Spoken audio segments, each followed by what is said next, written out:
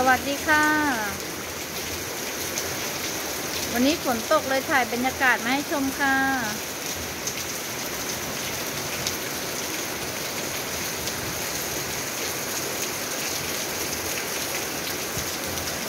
ท้องฟ้ามืดครึ้มนะคะ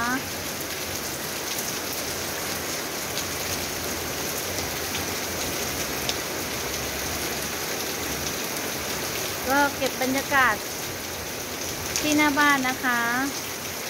ฝนตกเลยถ่ายมาให้ชมกันค่ะ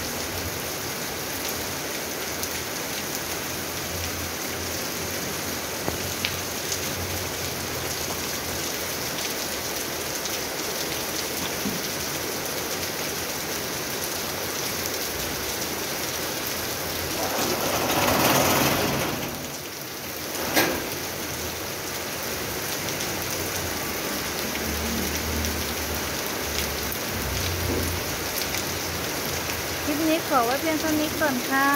พบกันใหม่คลิปหน้าค่ะสวัสดีค่ะ